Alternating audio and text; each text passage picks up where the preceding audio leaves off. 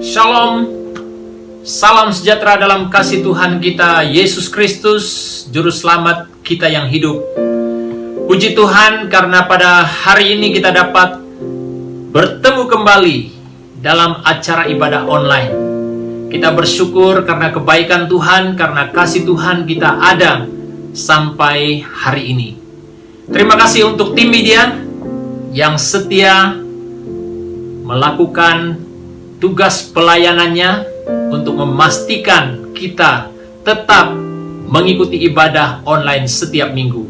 Terima kasih untuk tim, untuk usaha Anda. Tuhan Yesus memberkati.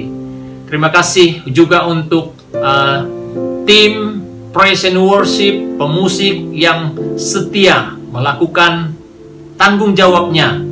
Terima kasih, Tuhan Yesus memberkati. Terima kasih juga untuk semua tim, penetua, pelayanan, pemimpin-pemimpin di gereja SIB City Life, jemaat sekalian yang setia berdoa untuk gereja kita, untuk negara kita, untuk bangsa kita, dan untuk orang-orang yang sakit, orang-orang yang bertugas, frontliners. Tuhan memberkati doa-doa Anda sekalian. Kita juga berterima kasih untuk jemaat yang jauh maupun dekat yang setia berdoa. Tuhan Yesus memberkati. Puji Tuhan. Pastor mau bertanya, bagaimana keadaan ataupun situasi kita dalam minggu-minggu yang sudah berlalu? Bagi Anda yang bertugas, bagaimana situasinya? Pasti ada yang berubah ya. Tapi apapun, ingat saudaraku, pada waktu kita melibatkan Tuhan dalam segala situasi itu saudaraku, kita dapat lalui semuanya dengan kekuatan, kemenangan yang daripada Tuhan kita Yesus Kristus. Puji Tuhan. Baiklah jemaat sekalian, sebelum kita meneruskan pembacaan firman dan berbahas sedikit tentang firman, kita berdoa terlebih dahulu kiranya kebenaran firman yang kita dengar akan memberi kekuatan, peneguhan bagi iman setiap pribadi kita. Mari kita datang kepada Tuhan. Allah Bapa kami yang di sorga, Allah Bapa yang mengasihi kami melalui Putra Tunggal-Mu Yesus Kristus. Kami bersyukur karena kami dapat bertemu kembali melalui acara ibadah online. Bahkan kami dapat mendengar sabda firman-Mu pada saat ini. Kami sadar Tuhan ini adalah satu kesempatan untuk kami dibentuk dan diteguhkan melalui kebenaran firman. Berkati Bapa di sorga pemberitaan firman-Mu, agar melalui pemberitaan firman ini, apa yang kami dengar, apa yang kami belajar, agar semuanya dapat menguatkan iman percaya kami di dalam Yesus Kristus. Terima kasih Bapa di sorga, berilah kata-kata yang sederhana yang dapat dimengerti oleh jemaat Tuhan kepada hamba-Mu Bapa di sorga, agar apa yang keluar dari mulut bibir hamba-Mu ya Tuhan kiranya dituntun oleh Roh Kudus-Mu Bapa di sorga, agar kiranya Tuhan kata-kata yang keluar ini juga Tuhan dapat membangun, menguatkan iman jemaat sekalian. Terima kasih Bapa di sorga, di dalam nama Tuhan Yesus penyelamat kami yang hidup yang bertakhta di sorga, kami sudah berdoa. Haleluya. Amin. Amin. Puji Tuhan, jemaat Tuhan, kita dapat mendengar sabda firman Tuhan pada hari ini. Nah, seperti mana yang telah kita belajar pada minggu yang lepas, bahwa Tuhan mendengar permohonan kita. Di mana dikatakan saudaraku bahwa doa itu adalah tanda bahwa kita mengandalkan Tuhan dalam hidup kita. Itu sebabnya mengapa kita perlu berdoa, karena kita benar-benar mengandalkan Tuhan, berharap kepada Tuhan dalam hidup kita. Pada minggu ini kita akan belajar satu firman yang terdapat dalam surat Roma 12. Kita baca ayat pertama dan ayat yang kedua ya. Roma 12 ayat yang pertama dan ayat yang kedua, firman Tuhan berkata demikian. Karena itu, saudara-saudara, Demi kemurahan Allah aku menasihatkan kamu supaya kamu mempersembahkan tubuhmu sebagai persembahan yang hidup, yang kudus dan yang berkenan kepada Allah. Itu adalah ibadahmu yang sejati. Ayat yang kedua. Janganlah kamu menjadi serupa dengan dunia ini, tetapi berubahlah oleh pembaharuan budimu, sehingga kamu dapat membedakan ataupun membezakan manakah kehendak Allah, apa yang baik, yang berkenan kepada Allah, dan yang sempurna.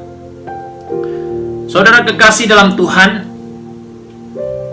pembacaan firman ini adalah yang mana surat Paulus kepada jemaat di Roma, di mana pada waktu dia menulis surat ini, saudaraku, banyak perkara-perkara yang berlaku di Roma pada waktu itu. Dan salah satu di antaranya, saudaraku, ada ketidakkesepahaman baik di kalangan orang-orang yang percaya maupun di antara orang yang percaya dan tidak percaya. Nah, inilah alasannya, saudaraku, mengapa Paulus menulis surat ini, supaya orang-orang yang ada di Roma, orang-orang percaya yang ada di Roma, saudaraku, supaya mereka memiliki iman yang teguh, supaya mereka tetap setia pada waktu mereka berhadapan dengan cabaran-cabaran yang datang mengancam iman mereka. Dan saudara kekasih dalam Tuhan, melalui pembacaan ini, saudaraku, kita akan mempelajari satu topik ataupun tema yang kita bahas, yaitu penyerahan total. Penyerahan total ini berkata tentang apa, saudara? Penyerahan hidup sepenuhnya di hadapan Tuhan. Dan kalau kita melihat dalam satu statement yang Rick Warren pernah tulis, beliau berkata, life is a temporary assignment, ataupun dalam bahasa Malaysianya, hidup adalah tugas sementara. Nah, saudara dapat melihat gambar yang telah diambil ya, slide-nya ya, sangat simple, tetapi saudaraku, gambar itu memberi satu cerita yang sangat indah ya. Nah, mengapa beliau berkata bahwa hidup adalah tugas sementara? Karena itu adalah sesuatu yang harus diketahui oleh setiap umat Tuhan, bahwa hidup kita berada di atas muka bumi ini adalah untuk sementara waktu. Itu sebabnya mengapa saya memilih topik penyerahan total ini, saudara, supaya pada waktu kita berada di atas muka bumi ini, selagi kita memiliki kesempatan, memiliki kehidupan bersama Tuhan, mari kita sama-sama gunakan kesempatan ini untuk menyerahkan hidup kita secara total di hadapan Tuhan. Bukan separuh, bukan setengah, tetapi sepenuhnya kita serahkan kepada Tuhan. Saudaraku, Raja Daud pernah berkata, dalam Mazmur 90 ayat 12, dia katakan, ajarlah kami menghitung hari-hari kami, sedemikian hingga kami beroleh hati yang bijaksana. Pernahkah kita menghitung hari-hari kita? Pasti pernah ya. Ataupun mungkin ada yang tidak mau menghitung hari-harinya. Tapi firman Tuhan mengajar kita supaya kita menghitung hari-hari kita. Kenapa kita harus menghitung hari-hari kita? Salah satu di antaranya, saudaraku, sebabnya supaya kita menyadari berapa lama, kira-kira berapa lama lagi waktu yang masih ada untuk kita gunakan untuk hidup bagi Tuhan. Nah, itu harus kita belajar, saudaraku, daripada Raja Daud sendiri. Dia menghitung hari-harinya, supaya hari-hari yang dia lalui itu, saudaraku, menjadi hari-hari yang indah bersama Tuhan. Itulah yang Tuhan inginkan, ya. Itulah yang Tuhan mau untuk setiap orang yang percaya kepadanya. Nah, saudaraku kasih, kita akan belajar 3 fokus dalam penyerahan total, ya. 3 fokus dalam penyerahan total. Nah, yang pertama adalah meningkatkan mutu atau quality hubungan kita dengan Allah. Dalam ayat yang pertama tadi, saudaraku, kita baca, karena itu saudara-saudara, demi kemurahan Allah aku menasihatkan kamu, supaya kamu mempersembahkan tubuhmu sebagai persembahan yang hidup, yang kudus, dan yang berkenan kepada Allah. Itu adalah ibadahmu yang sejati. Nah, saya mau tarik daripada kesimpulan ayat 1b itu, saudaraku, ibadah yang sejati. Berarti, saudaraku, penyerahan total itu adalah meningkatkan mutu ataupun quality hubungan kita dengan Allah. Ternyata, saudaraku, Tuhan mengkehendaki agar kehidupan kita ini, saudaraku, memiliki progres yang terus meningkat. Hubungan kita dengan Tuhan itu, saudaraku, terus meningkat. Sesuai dengan apa? Usia kekristenan kita. Jangan pada waktu kita ditanya, saudaraku, saudara ini sudah kenal Tuhan ataupun sudah Kristen. Iya, saya sudah Kristen. Dari sejak usia kecil lagi, dari sejak kanak-kanak lagi, saya sudah Kristen.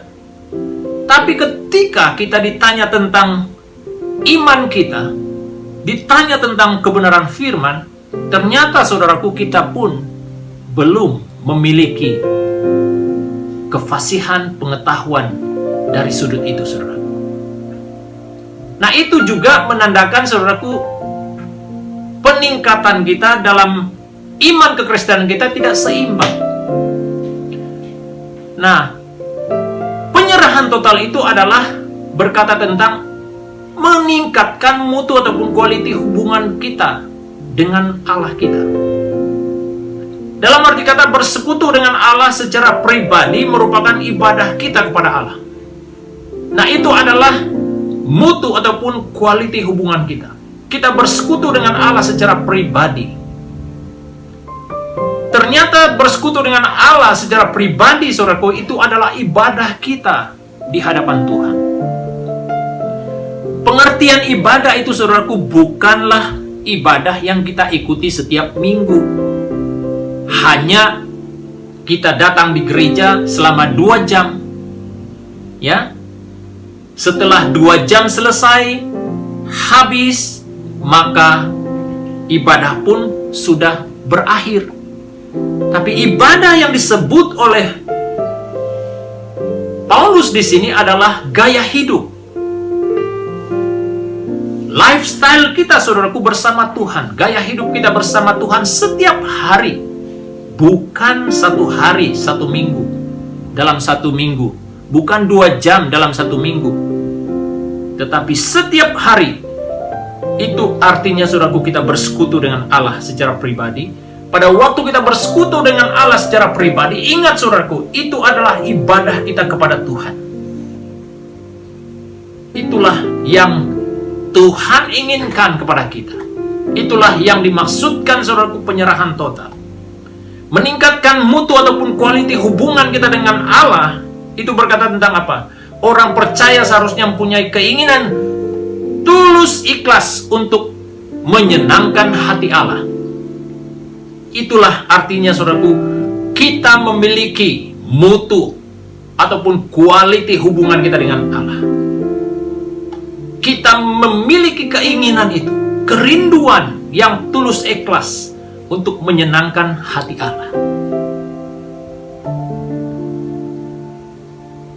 Bagaimana kita menyenangkan hati Allah dalam hidup kita setiap hari, saudara?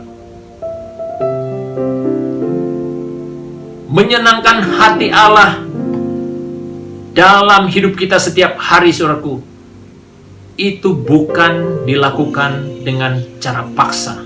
Doa kita bukan secara paksa, tetapi doa kita itu adalah sesuatu yang natural, sesuatu yang semula jadi, yang terus-menerus terjadi dalam hidup kita dan menjadi gaya hidup kita, saudara. Itulah artinya kita meningkatkan mutu ataupun quality hubungan kita dengan Tuhan.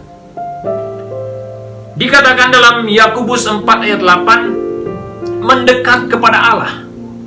Itu artinya, saudaraku, kita meningkatkan mutu quality hubungan kita dengan Allah, kita mendekat kepada Allah. Ya.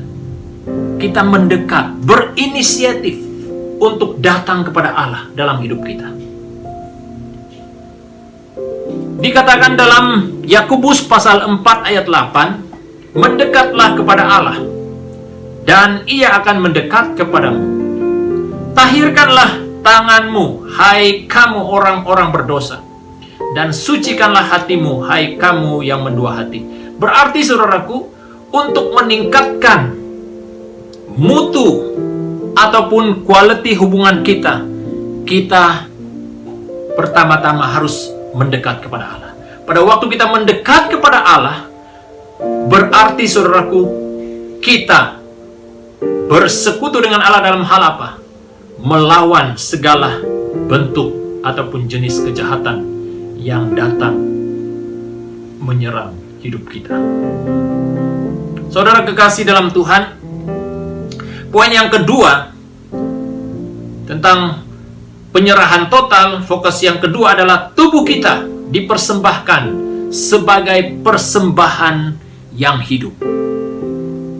Dalam ayat yang pertama sekali lagi saya baca, karena itu saudara-saudaraku, demi kemurahan Allah, aku menasehatkan kamu supaya kamu mempersembahkan tubuhmu sebagai persembahan yang hidup.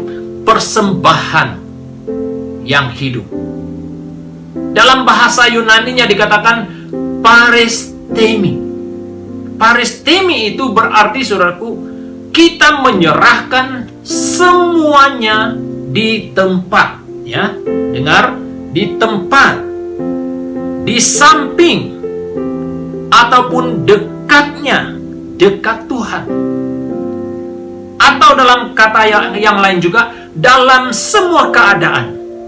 Itulah artinya, saudaraku, menyerahkan tubuh kita sebagai persembahan yang hidup. Penyerahan yang dikatakan di sini, saudaraku, bukan terjadi hanya seketika saja, bukan.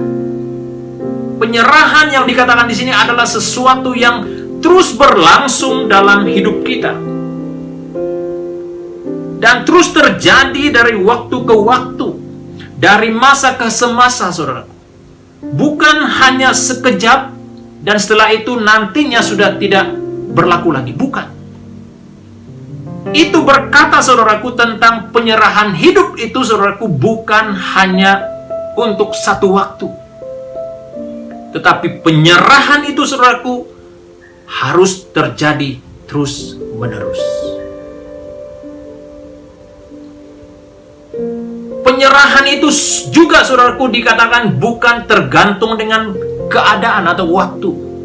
Kadang, saudaraku, pada waktu seseorang itu, ya, pada waktu dia senang, pada waktu dia berhasil, oh, dia senang menyerahkan hidupnya kepada Tuhan. Pada waktu dia untung, oh, dia senang menyerahkan hidupnya kepada Tuhan. Tapi bagaimana pada waktu dia gagal? Pada waktu dia bankrupt? Pada waktu dia tidak maju lagi dalam apa yang dia lakukan? Apakah penyerahan hidup itu berhenti di sana? Tidak, saudaraku. Yang dimaksudkan paristemi ini adalah sesuatu yang berkekalan, yang harus terjadi dalam hidup kita terus-menerus. Itulah artinya, saudaraku, penyerahan total. Mempersembahkan tubuh kita ini, saudaraku, sebagai persembahan yang hidup bagi Allah kita. Jangan sampai, saudaraku, dalam tahun ini kita menjadi pribadi yang bersemangat.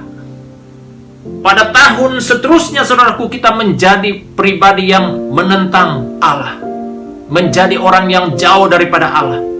Itu bukan persembahan yang hidup. Itu bukan persembahan yang total. Tapi yang dikatakan di sini, saudaraku, itu adalah sesuatu yang benar-benar sempurna dan berkekalan. Dalam arti kata juga, tubuh dipersembahkan sebagai persembahan yang hidup. Kita memisahkan diri kita dari keinginan-keinginan dunia. Keinginan-keinginan dunia yang dimaksudkan di sini, saudaraku, sesuatu yang bertentangan dengan kehendak Allah. Sesuatu yang sebenarnya tidak sepatutnya untuk kita miliki. Tapi kita, karena ingin memuaskan diri kita, kita mau memilikinya. Apa maksudnya di sana, saudaraku? Contoh, ini contoh ya. Memisahkan diri dari keinginan dunia. Kadang, saudaraku, kadang-kadang ada hal yang tidak sewajarnya kita lakukan. Dan kita tahu bahwa kita tidak sepatutnya melakukan hal itu. Tapi kita masih mau mengerjakan hal itu. Walaupun kita sudah mengetahui bahwa itu adalah hal yang bertentangan dengan kehendak Allah, kebenaran Allah, namun kita tetap melakukannya. Itulah artinya, saudaraku, memisahkan diri dari keinginan-keinginan dunia. Kita melawan segala sesuatu yang bertentangan dengan kebenaran firman. Tubuh kita dipersembahkan sebagai persembahan yang hidup. Dalam arti kata, saudaraku, kita mematikan manusia daging kita. Mematikan manusia daging. Apa artinya, saudaraku? Kalau sudah mati, kira-kira itu masih hidup lagi ya tidak? Tidak. Tidak mungkin, saudaraku. Tapi yang anehnya, saudaraku, masih ada orang-orang Kristen yang hanya mematikan manusia daging itu. Dalam arti kata, mematikan itu separuh-separuh, saudaraku. Bukan mematikan hal itu sepenuhnya. Ya kan? Contohnya apa, saudaraku? Mungkin dia tidak lagi menjadi seorang yang pemarah, ya kan? Tapi ini yang kita mau dengar. Dalam kata-katanya, dia masih mengucapkan hal-hal yang menyakitkan hati orang lain. Itu artinya, saudaraku, masih lagi belum mematikan manusia daging. Tubuh dipersembahkan sebagai persembahan yang hidup. Dalam arti kata, kita mematikan manusia daging kita. Dalam Kolose pasal 3 ayat 5 berkata, karena itu matikanlah dalam dirimu segala sesuatu yang duniawi. Apa kira-kira? Coba kita buat satu kajian. Apa kira-kira yang duniawi dalam diri kita? Coba.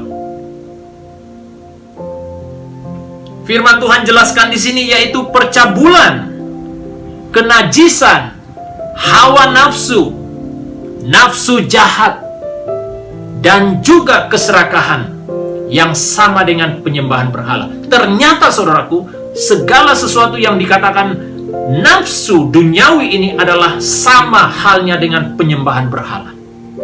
Saudara, kadangkala kita menganggap orang yang tidak seiman dengan kita, mereka sepertinya orang yang kita anggap, maaf kata, orang yang bodoh, menyembah pohon, ya, menyembah patung. Tapi kalau kita masih lagi memiliki sifat duniawi dalam diri kita, sikap-sikap duniawi yang ada di dalam diri kita, sama halnya saudaraku, kita juga seperti orang yang menyembah berhala. Karena kita masih dikuasai oleh nafsu-nafsu jahat yang bertentangan dengan kebenaran firman. Oleh itu saudaraku, kita harus dikatakan firman Tuhan di sana, matikanlah dalam dirimu segala sesuatu yang duniawi. Matikan itu saudaraku, dalam dirimu. Dalam diri itu termasuk apa saudaraku? Yang kita selalu simpan di hati, yang selalu kita simpan di pikiran kita, ya, itu tergolong sesuatu yang masih kita simpan dalam diri kita. Kita harus matikan itu. Firman Tuhan katakan, matikanlah semua itu. Yang ketiga, yang terakhir saudaraku, penyerahan total. Yang ketiga, bersekutu dengan Allah untuk melawan segala godaan dunia. Saudara, kita tidak dapat mematikan segala sikap-sikap duniawi yang ada di dalam diri kita sendiri kalau kita belum bersekutu dengan Tuhan kita. Tidak mungkin. Firman Tuhan katakan dalam ayat yang kedua, janganlah kamu menjadi serupa dengan dunia ini, tetapi berubahlah oleh pembaruan budimu, sehingga kamu dapat membezakan manakah kehendak Allah, apa yang baik, yang berkenan kepada Allah, dan yang sempurna. Ternyata saudaraku, hanya bersekutu dengan Allah, ya, kita bersekutu dengan Allah, kita dapat melawan segala godaan dunia. Dalam arti kata, pada waktu kita bersekutu dengan Allah saudaraku, kita menyadari sistem dunia ini adalah jahat. Dalam arti kata saudaraku, dalam surat Filipi, dalam Galatia pasal 1 ayat 4, saya akan baca ayat ini. Galatia pasal 1 ayat 4, yang telah menyerahkan dirinya karena dosa-dosa kita, untuk melepaskan kita dari dunia jahat, yang sekarang ini menurut kehendak Allah dan Bapa kita, yang telah menyerahkan dirinya karena dosa-dosa kita untuk melepaskan kita dari dunia jahat. Saudara, firman Tuhan sangat jelas mengatakan kepada kita bahwa dunia ini jahat. Kenapa saudaraku? Karena iblis mulai menguasai, bahkan mau menguasai setiap orang untuk melakukan kejahatan. Jadi itu yang kita sadari pada waktu kita bersekutu dengan Allah, kita punya kekuatan untuk melawan godaan dunia, saudaraku. Godaan dunia hari-hari ini terlalu banyak, saudaraku. Salah satu diantaranya, saudaraku, adalah apa? Handphone yang ada di tangan kita. Ya, hal-hal itu juga seringkali membawa kita lalai untuk bersekutu dengan Tuhan. Kalau kita tidak hati-hati, saudaraku, hal itu dapat menjatuhkan kita. Nah, banyak hal-hal yang lain, saudaraku, selain handphone. Ya. Kemudian bersekutu dengan Allah untuk melawan segala godaan dunia, dalam arti kata bersikap tegas terhadap segala kejahatan yang ditawarkan oleh iblis. Iblis tidak pernah, saudaraku, menawarkan sesuatu yang baik. Memang pada awalnya baik, tetapi di ujungnya dikatakan firman Tuhan adalah kebinasaan. Dalam 1 Korintus pasal 1 ayat 17 dikatakan di sana, saudara, iblis selalu mengheret kita, menggoda kita, supaya kita terlibat dalam kejahatan dunia ini.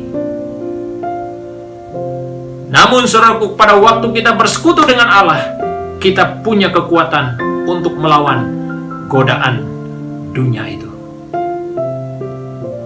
Pada waktu kita bersekutu dengan Allah, kita tidak lagi serupa dengan dunia ini, tapi kita berubah dan kita bersekutu dengan Allah kita. Yang terakhir sekali saudaraku, soal penyerahan total, kita harus memberikan diri kita kepada Allah dengan cara sama seperti Dia memberikan dirinya kepada kita secara total tanpa syarat. Saudaraku, Yesus memberikan dirinya untuk saya, untuk kita semua, tanpa syarat, saudaraku. Bagi tujuan supaya kita semua, saudaraku, diselamatkan. Oleh penyerahan kita itu nantinya akan membawa kesan yang besar, saudaraku, dalam hidup kita, di mana Allah sendiri berinisiatif akan tinggal di dalam kita. Puji Tuhan. Saudara rindu Tuhan tinggal di dalam hati kita? Saudara rindu Tuhan mengubah hidup kita? Saudara rindu melihat mujizat Tuhan terjadi dalam hidup kita? Kita mulailah, saudaraku, menyerahkan hidup kita kepada Allah secara total. Itulah jawaban daripada hidup yang mengalami berkat Tuhan. Saya berdoa kiranya kebenaran firman Tuhan ini akan menguatkan, meneguhkan iman percaya kita. Mari kita datang dalam doa kita. Dan sebelum itu, saudaraku, saya juga mau terus mengadakan doa berkat buat jemaat sekalian yang begitu setia dalam menolong pelayanan Tuhan di gereja kita, di SIB City Life. Khususnya saudaraku yang setia mengulurkan tangannya memberi persembahan persepuluhanmu, janji imanmu untuk pelayanan Tuhan. Kiranya melalui kesetiaan Anda ini Tuhan Yesus akan memberkati kehidupanmu, pekerjaanmu, keluargamu, studimu, usahamu, apapun yang kau lakukan, Tuhan Yesus akan melipat gandakan berkat-Nya dalam hidupmu. Mari kita datang kepada Tuhan saat ini. Kita berdoa bersama-sama. Saudara, saya minta sekali lagi dengan penuh kerendahan hati, saudara boleh meletakkan kedua-dua tanganmu di dadamu pada saat ini. Kita berdoa dan saya akan pimpin kita dalam doa. Allah Bapa kami yang ada di sorga, kami kembalikan segala puji, syukur, hormat, kemuliaan bagi nama-Mu ya Tuhan, atas berkat firman-Mu yang sudah kami dengar. Kiranya Bapa di sorga, berkat firman-Mu ini ya Tuhan, akan menguatkan, meneguhkan iman jemaat sekalian, supaya iman kami Tuhan semakin hari ya Tuhan, semakin kuat, teguh di dalam Engkau. Diberkati ya Tuhan jemaat-Mu sekali lagi ya Tuhan, yang telah meletakkan kedua-dua tangannya di dadanya pada saat ini. Saya berdoa Tuhan, kiranya Roh Kudus-Mu Tuhan yang bekerja dalam hati mereka. Bapa, hamba berdoa ya Tuhan, kiranya anak-Mu ya Tuhan yang sudah meresponi firman-Mu akan dikuatkan, diteguhkan oleh Tuhan Yesus dalam kehidupan, bahkan dalam imannya, dalam dia meneruskan kehidupannya setiap hari bersama Tuhan. Bapa Surgawi, hamba berdoa juga ya Tuhan, mohon berkat-Mu untuk tangan anak-anak-Mu yang setia mengulurkan tangannya memberi di rumah Tuhan. Hamba berdoa kiranya Tuhan berkat-Mu Tuhan Kau limpah curahkan ya Tuhan dalam usaha mereka, tugas mereka, pekerjaan, studi mereka, keluarga mereka, bisnis mereka Tuhan. Biarlah mereka ya Tuhan melihat bagaimana kuasa Tuhan memberkati hidup mereka setiap waktu. Terima kasih Bapa di sorga, terpujilah nama-Mu Bapa. Di dalam nama Tuhan Yesus Tuhan penyelamat kami yang hidup, yang bertakhta di sorga, kami naikkan doa syukur kami. Haleluya, haleluya, amin. Terima kasih jemaat Tuhan untuk kesetiaan Anda mengikuti renungan ataupun khotbah pada hari ini. Kiranya Tuhan Yesus memberkati.